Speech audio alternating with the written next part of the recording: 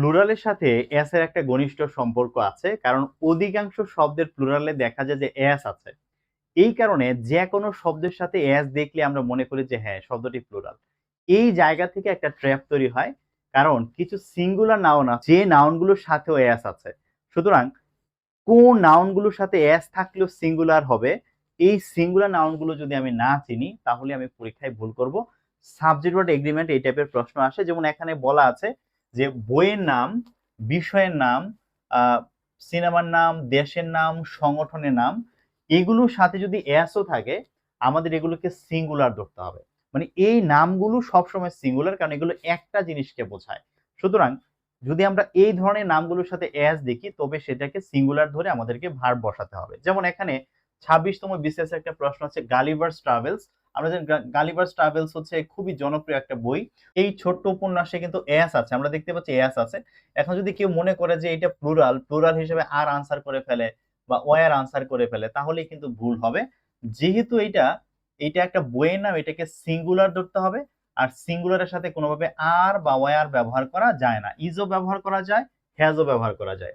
Is এবং হ্যাজের মধ্যে একটা পার্থক্য দেখা যায় যে ইজের পরে সাধারণত আমরা অ্যাজেটিভ ব্যবহার করতে পারি, আর হ্যাজের পরে সাধারণত আমরা নাউন ব্যবহার করি অথবা ভার্ব থ্রি ব্যবহার করি, নাউন ব্যবহার করি অথবা ভার্ব থ্রি ব্যবহার করি।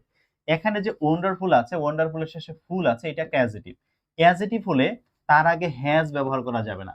অ্যাজেটিভের আগে হ্যাজ ব্যবহার করা যায় না, অ্যাজেটিভের আগে বসে ইজ। সুতরাং আনসার কি হবে? ইজ হবে।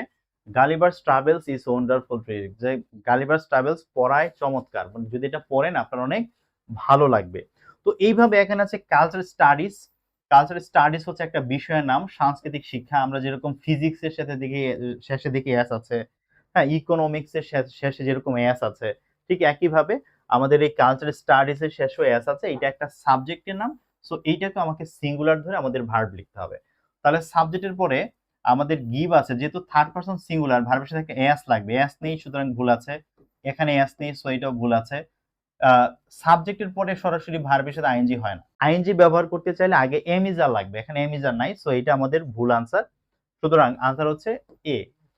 Cultural studies gives a new meaning of culture, যে সাংস্কৃতিক শিক্ষা, সাংস্কৃতিক শিক্ষা দেয় একটি, মানে সংস্কৃতির একটি নতুন অর্থ দেয়, নতুন একটা অর্থ দেয়, সংস্কৃতিকে নতুন ভাবে আমাদের কাছে ব্যাখ্যা করে। ঠিক আছে, পরে আছে দেখেন the United states. United states একটা দেশের নাম ভাইয়া। তো এখানে যদি এস আছে প্লুরাল ধরা যাবে না, প্লুরাল মানে প্লুরাল ধরলে আমি ভুল করব। সো এটাও সিঙ্গুলার, যেহেতু সিঙ্গুলার হবে তো সিঙ্গুলারের সাথে হ্যাভ ব্যবহার করা যায় না, সিঙ্গুলারের সাথে ওয়ার ব্যবহার করা যায় না। সিঙ্গুলারের সাথে ব্যবহার করতে হয় হ্যাজ, ইজ, ওয়াজ, যে কোনো একটা ব্যবহার করতে হয়। তো এখানে বলছে যে the United states dash a big navy, যে ইউনাইটেড স্টেটসের একটা বিশাল নৌবাহিনী আছে। আছে অর্থে আমরা জানি হ্যাজ ব্যবহার করতে হয়, তো সুতরাং এখানে হ্যাজ হবে। The United states has a big navy.